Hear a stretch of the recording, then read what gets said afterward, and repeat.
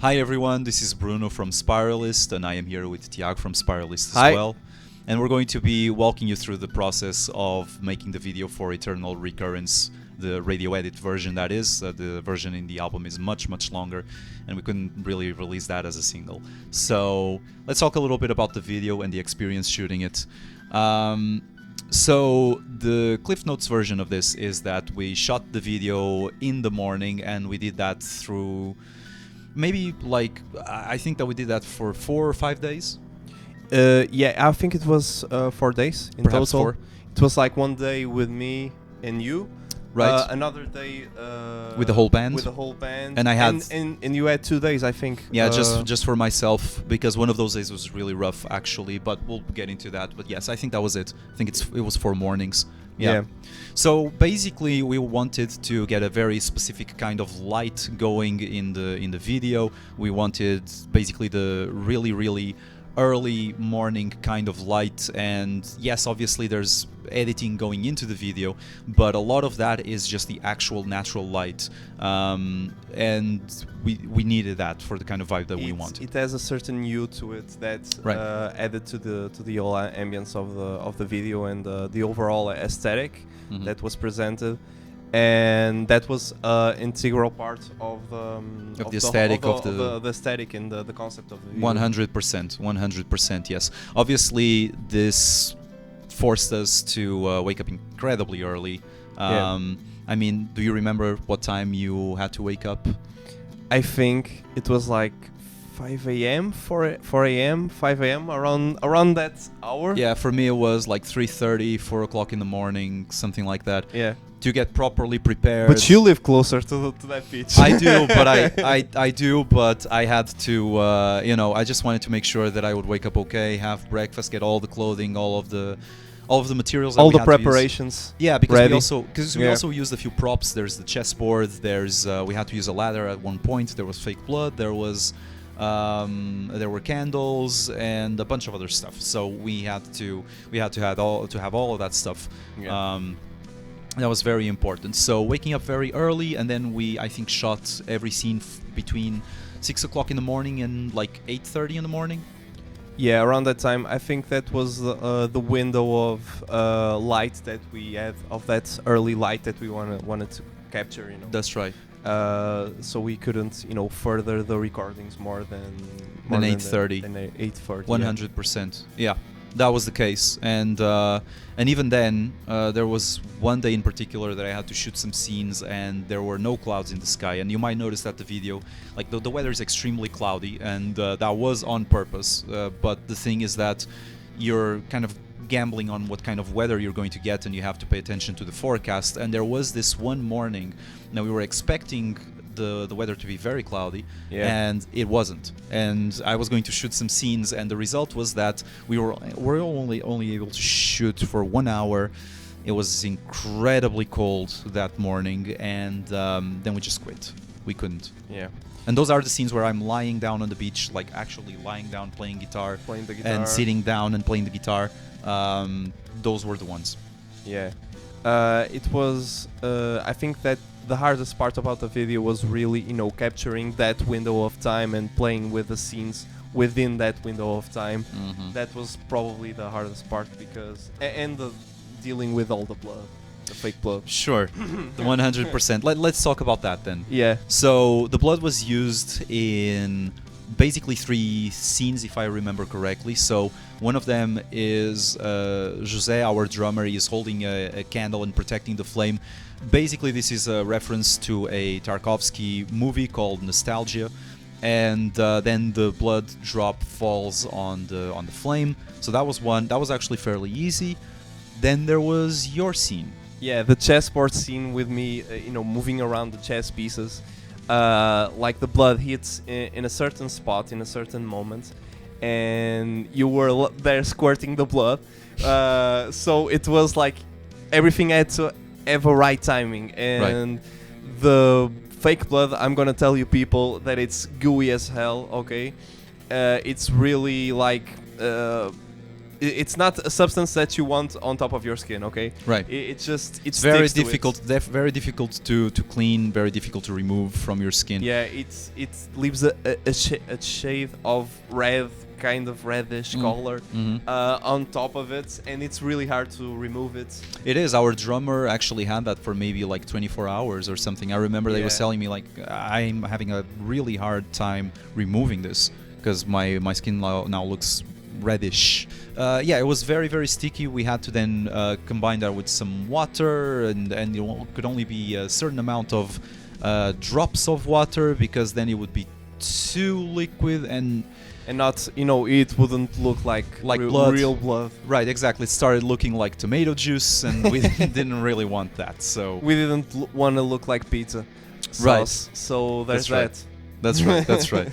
So we managed to figure it out, but I remember it was a bit difficult in your scene, because you had like we did that a bunch of times. It was a bunch of takes, and then we had to clean you, and I remember that Took a while to remove it. yeah, it took a while to remove it and to properly get just the right take. It took a while. It should be said that the video is definitely more focused on mood than it is plot. I actually I wrote a plot for an initial version of the video, but then it was too convoluted, and it just didn't work. Logistically speaking, it was very difficult to make it work. So we decided to go for a more mood-based approach, essentially. I think it resulted well in the sense that we weren't really acting or doing Right. We weren't really actors on a plot, so that kind of helped the flow of the video and the recording process of the video. Yeah, I think, at least in my perspective as one of the members. Yeah, it made things less complicated, but I mean there was a mood that we were establishing. We wanted things to be very, very desolate, a bit sad, and in a certain way a little bit expressionless, and that was the idea. But other than that, we just wanted to establish that mood. We just wanted it to look right. We wanted to create a universe in which the song made sense and they complemented one another. And I think that we managed to do that. Also through some techniques in particular, we decided to use, like reversing some shots, for example. There was also the fact that there was a bit of I think slow down shootings. Right. So that should be explained. The slow down technique. Right, so essentially what we did, and there's nothing groundbreaking about this, this is very basic, but basically what we did was, so I sped up the song to like twice the speed of the original track, yeah, that was it, and then we just sang at twice the speed. Yeah. But then when you slow it down to half the speed, we are singing it properly with the right tempo, but everything is in slow motion. Exactly. So that slow-mo aspect needed to be there. In fact, that's kind of a bridge. There's a bridge between this and the video for The Deepest Abyss, which came out a few years ago, in the sense that the theme is exactly the same. There is slow motion also. There are reverse shots again, and also the aspect ratio is, I think, exactly the same as well. It's basically like a box. I believe that it's, I don't quite remember whether it's the same aspect ratio of The Lighthouse or maybe the movie, I think it's Mommy or Mama.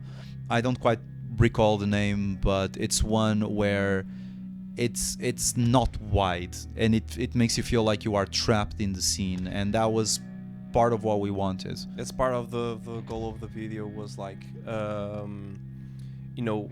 inserting the people that are watching like in a universe within that video. Absolutely. Feeling like they are immersed in the experience. Yeah. And I think that's actually the most fascinating part of it. Without a plot, how can you do that? Right. That's the challenge, I think. Absolutely, absolutely. Despite the very desolate mood of the video, tell me what you thought of the experience of shooting scenes with the whole band. Oh yeah, it was really really fun. At least like we were goofing around and making jokes sometimes when other people were recording their shots. So it was like fun all around. It was. And like doing goofy stuff. Mm-hmm. we were having fun. And it's one of those things, like nobody can take it seriously. We had this experience in the photo shoot as well. It's like, we know it's serious, we're trying not to laugh, but the fact we're trying not to laugh just makes us laugh harder. Yeah, it's definitely we're more lighthearted than the as people than the music. Than the music itself. Yeah. And then there's that contrast that I think it's always really interesting. Yeah, for sure. Yeah, but I remember that, for example, when you were shooting your so you had a scene when you were kneeling on the beach and you had this mirror on the floor and you were looking at it, and we were trying not to get the camera in the way and we didn't want the camera to appear in the mirror. And I remember that you had to also say the lyrics, and so I had the lyrics with me on my phone. Oh yeah, you had. I was telling you the lyrics like really quickly on real time, like 1 millisecond before the lyrics would come in. It was like blah, blah, blah, blah, and I was like, okay, I know, and I would say like the lyrics on time, and that was my whole scene with a mirror was. That was difficult. That was done with that. Yeah, that was difficult though because technique. Yeah, no, that was very difficult because I had to feed you the lines incredibly quickly. Yeah, incredibly quickly. Like I knew and that you had to memorize them immediately. Yeah, and then repeat them. I kind of memorized them before, but like at that speed, it's really difficult to recall at that speed. Yeah, like it's your brain going on overdrive. Absolutely. So I kind of like overstepped my thoughts many times, and I was like, oh god, I don't really know the next line. What can I do? What can I do? I had to say it very quickly, and it was difficult. It was that was actually kind of hard. Now that I remember it. Yeah, and I think that we all trusted the team and one another to do a good job, but also we hadn't released. Spiralist hadn't had a music video with people since 2018, and that's now a the long video comes out time. this year, and right now we're in 2022. And I think that maybe the excitement of finally having something of this nature come out after 4 years, that adds a degree of excitement to There's it. a layer to it. There's that layer to it. Definitely. And also for the first time having a video where there's more band members other than me. Oh yeah. You were To be fair, you were like the only member of like your project. Mm-hmm. It was for a while. It was only you. So yeah, it's like and I think it's really funny that we're all coming from bands that were like friends.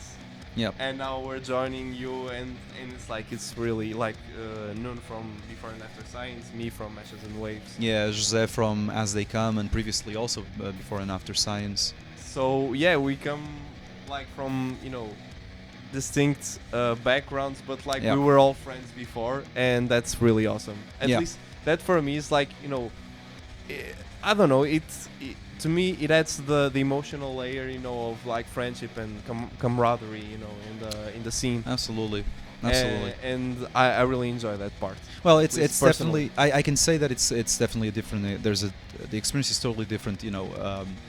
Shooting a video alone, and I wasn't completely alone during the video for The Deepest Abyss because we had another person in there, and I had my dog. Technically, I had my dog as well showing up in that video. Yeah, Luna. Shout out to Luna. Shout out to Luna. She's a great dog, and Miles as well. I don't want him to feel bad. I don't want them to feel like Daddy loves one more than the other. The thing is that it's totally different. Like there is no.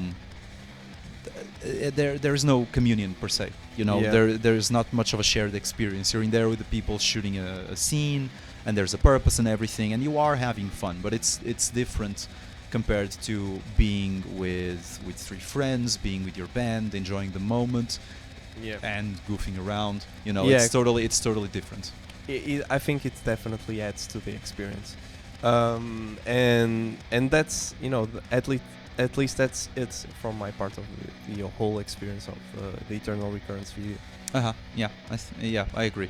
Well, I think it's fair to say we're not shooting any more videos in the very early morning. I don't think that's happening anytime soon. So that's a little behind the scenes on the recording and the shooting of the video for Eternal Recurrence radio edit.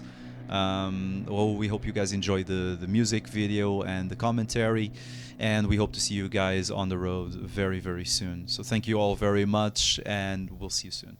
Bye, everyone. Bye.